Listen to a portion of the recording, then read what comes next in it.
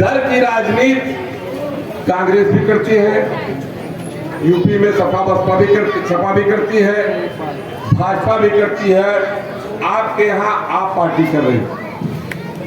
और उस डर का मकसद सिर्फ ये है कि मुसलमानों को डरा दो, इतना डरा दो कि वो अपने हक का फैसला करने के बजाय उस डर से डरा हुआ एक ऐसा फैसला करे जो आज तक के लोग चाहते हैं। ये बात समझने की बात है। और यूपी में प्रतापगढ़ में मैं जहां जाता हूं, सदर विधानसभा हमारी है, वहां पे 60,000 मुसलमान बसता है। वोटर की हैसियत से 60,000 मुस्लिम वोटर है। मैं 19 में वहां इलेक्शन कैंडिडेट था मजलिस इत्तेहादुल मुस्लिमीन के परचम से, और आपकी दुआओं से प्रतापगढ़ की उस 60,000 आवाम में 45% वोट हुआ था।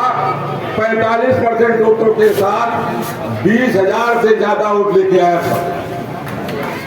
ये बात मैं इसलिए नहीं बताना चाहता कि मैं बहुत करामाती हूँ, ये इसलिए बताना चाहता हूँ कि प्रतापगढ़ के लोगों के दिल से ये भय का वातावरण खत्म कर दिया।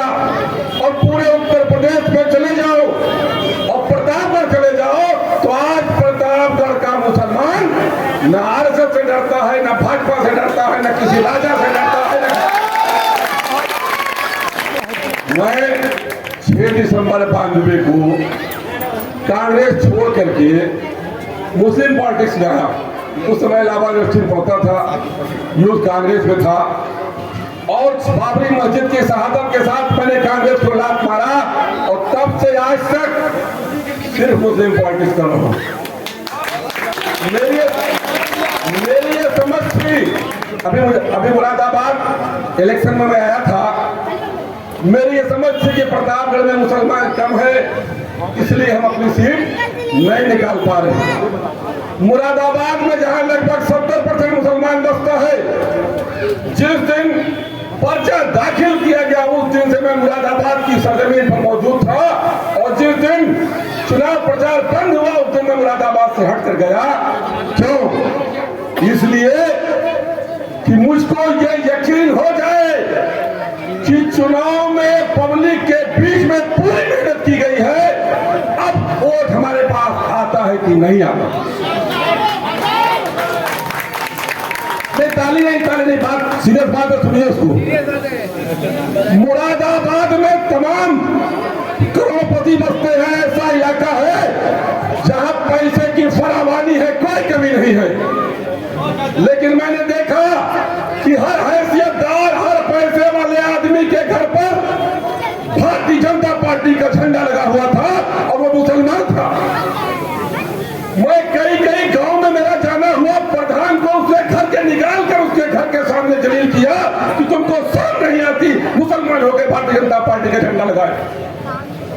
साथियों, लोगों ने उस मुरादाबाद में जहां 1,20,000 मुस्लिम वोटर है, गैर मुस्लिम वोटर है, 1,20,000 हिंदू वोटर है, उस मुरादाबाद में भारतीय जनता पार्टी को 1,80,000 वोट मिला। कहां से मिला? हिंदुस्तान की सबसे ज्यादा तालीम याफ्ता ये कॉन्स्टिट्यूंसी और यहाँ के सबसे ज्यादा दानिशवर लोगों, ये जोड़ लेना कि कहां से मिला, जहां पर हिंदू आबादी से 1,20,000। और आज ओखला में और मुजफ्फराबाद में दोनों विधानसभाओं में मुसलमानों की आबादी 55% से ज्यादा है। आपके ओखला विधानसभा में हिंदुस्तान का सबसे आला तालीम याफ्ता बसता है, सबसे समझदार आदमी बसता है। मैं मेट्रो से उतरा, बैटरी रिक्शा पकड़ा, एक हमारा दोस्त आ रहे थे मस्जिद के पास, उनके पास आने के लिए, तो बैटरी रिक्शे वाले से पूछा कि ओखला में कौन जीत रहा है। तो बैटरी रिक्शे वाले ने बताया कि भाई मजलिस जहां लड़ती है वोट काट लेती है, और मजलिस आप पार्टी वाले को हरा देंगे। एक लेबर क्लास की ये बात थी। दूसरा सवाल, मैं जहां रुका था एक समझदार आला तालीम याफ्ता से मैंने बात की। आ गए वोट काटने वाले, आप खेल खराब कर दोगे। अच्छा खासा यहाँ पर मुसलमान जीतता था। कल मेरी मुलाकात मुजफ्फराबाद में एक स्कूल के मैनेजर से हुई जो आला तालीम याफ्ता है, मुस्तफाबाद। उसका भी यही कहना था कि आप लोग सुनो, मुजफ्फराबाद और गोखला के मुसलमानों, मुसलमान लड़का जिसकी उम्र 18 साल से 30 साल तक है, तुम उसमें एक वोट कोई नहीं पाएगा सिवाय मजलिस के। उत्तर दिल्ली का नौजवान मजलिस के साथ आ चुका है। अब आ चुका है कि नहीं आ चुका, बताओ तो। वो नौजवान जिसकी उम्र 18 साल से ज्यादा है और 30 साल से कम है, उसमें एक भी वोट मजलिस को छोड़कर, बरिस्टर ओवैसी साहब को छोड़कर कहीं जाने वाला नहीं। इसका मतलब क्या हुआ?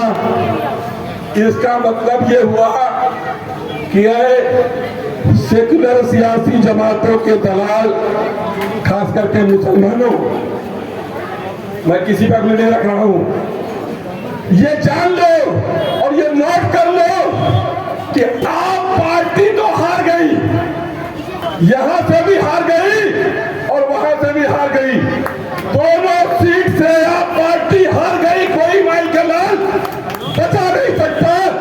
शराब घोटाले का आरोपी अरविंद केजरीवाल की यह हैसियत नहीं है कि ओखला से और मुजफ्फराबाद से अपनी पार्टी को जिता सके। चैलेंज करता हूं, अभी भी समय बाकी है, आ जाए। हार गई आप पार्टी। जो लोग सेकुलरिज्म का, सेकुलरिज्म के कुलियों सुन लो, तुम्हारी सेकुलर जमात यहां हार गई। अब अगर ये तुम चाहते हो कि ओखला में कोई मुसलमान विधायक हो जाए तो तुम्हारी मजबूरी है, क्योंकि तुम्हारे पास कोई ऑप्शन नहीं है। चाहे मजलिस को जिता दो और चाहे बीजेपी को जिता दो, फैसला तुमको करना है। अब कोई ऑप्शन तुम्हारे पास नहीं है। ऐ बुजदिलों, ऐ बेहिसों, ऐ कौम को इन सेकुलर जमातों के साथ बेचने वालों, तुम्हारे पास ये आखिरी मौका है। आज अगर ओखला में उन नौजवानों का साथ न दिया गया जिन्होंने सिर्फ और सिर्फ अपनी कौम के लिए ये लड़ाई लड़ी और जिसके एवज में पिछले 5 सालों से जेल की सलाखों के पीछे है, तो कल आप अल्लाह की अदालत में क्या जवाब दोगे कि तुमको अपना ईमान प्यारा था या अपनी दौलत प्यारी थी?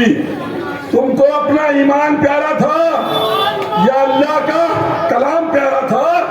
सूरह निसा की आयत नंबर 75 में अल्लाह ताला फरमाता है, ऐ मुसलमानों, तुमको क्या हो गया है कि तुम लड़ते नहीं अल्लाह की राह में और उन कमजोर मर्दों और औरतों और बच्चों के लिए जो कहते हैं कि ये हमारे रब हमको इस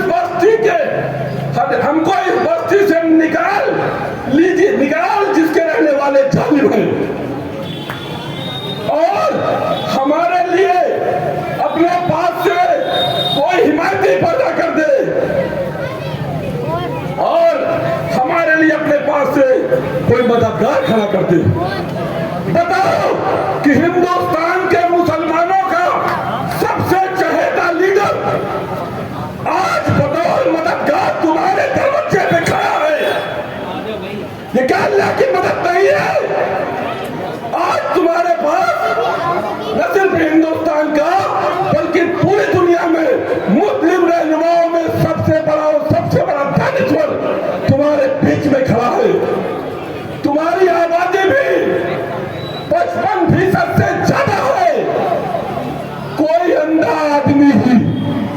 कोई 3 से फिर आदमी ही बोलो, एक अंधा कैलकुलेटर जोड़िए तो आपकी आबादी 55% से ज्यादा है। आप जिता सकते हो, आपके वोटों से आपका कैंडिडेट जीत सकता है और सबसे आला तालीम याफ्ता लीडर आपके लिए खड़ा है।